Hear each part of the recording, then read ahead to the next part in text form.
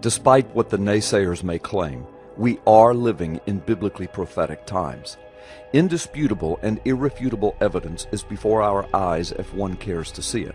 Specific prophecies about the end times that were written over 2,000 years ago have now come to pass and or are coming to pass in our historical lifetime.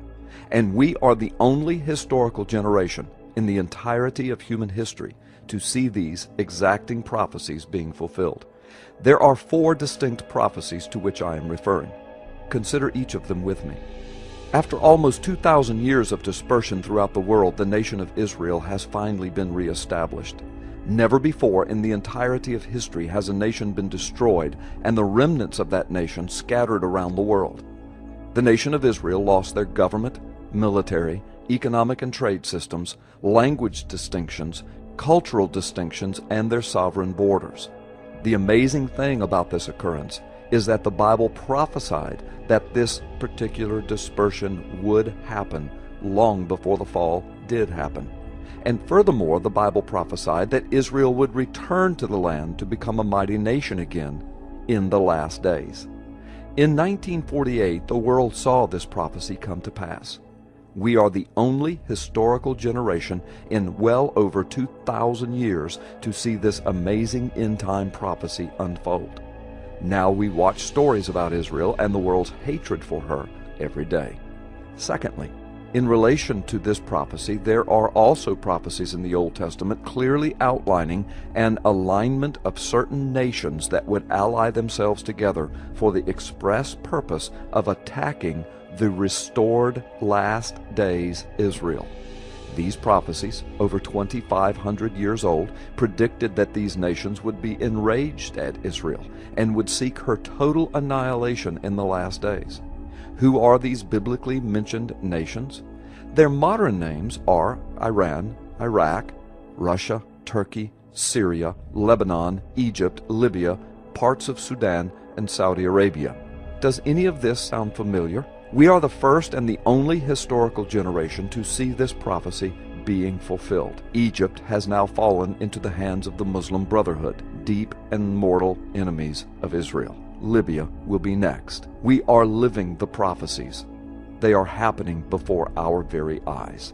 Thirdly, Daniel chapters 9 through 12 hold some interesting keys to the understanding of the timing of the Lord's return. In about 550 BC, Daniel prophesied the time of the Messiah's first and second coming, and it has been demonstrated time and time again how Daniel's prophecy was accurately and pinpoint fulfilled at Jesus' first coming. The angel Gabriel, who gave Daniel the information about the Messiah's second coming, said that the understanding of the timing of the second coming was sealed until the time of the end.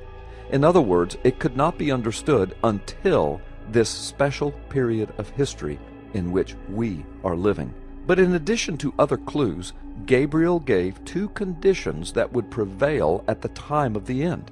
Travel and knowledge or information would be vastly increased according to Daniel's prophecy. Interestingly, the Hebrew word for running to and fro literally means to travel great distances. The Hebrew word for knowledge means not only knowledge, but information and the clever dissemination of that knowledge. The Hebrew word for increase literally means an abundant, surprising increase or addition. So a more modern rendition of this prophecy could then be stated something like this: in the very last days, man's ability to travel and traverse the earth will explode with technology. Information systems and information dispersion will increase like the world has never known. Out of the 10,000 years of human existence, for 9,900 of those years, man has walked, ridden beasts, or built carts and wagons pulled by beasts. Only in the last 100 years or so did man go from animal travel to mechanical and mass transportation systems. Only in the last 60 years or so has man traveled into space. Practically everyone on the globe now has access to world travel for the first time in human history, and only in our lifetime. But that is only the first half of the prophecy. Education and knowledge has also exploded in the 20th century. From the time of Christ until 1900, it is estimated that man's knowledge has doubled. In just the next 50 years, from 1900 to the late 1940s, it reportedly doubled again. Then man's knowledge began an extremely rapid doubling, first every 7 years, then every 2 years beginning in the 1960s.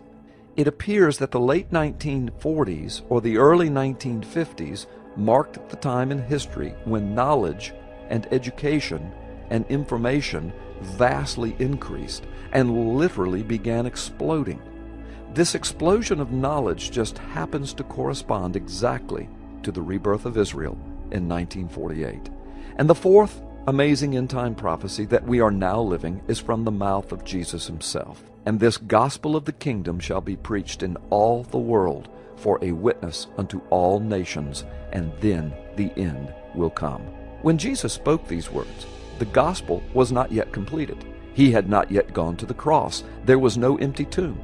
The Holy Spirit had not been given. The church had not been born.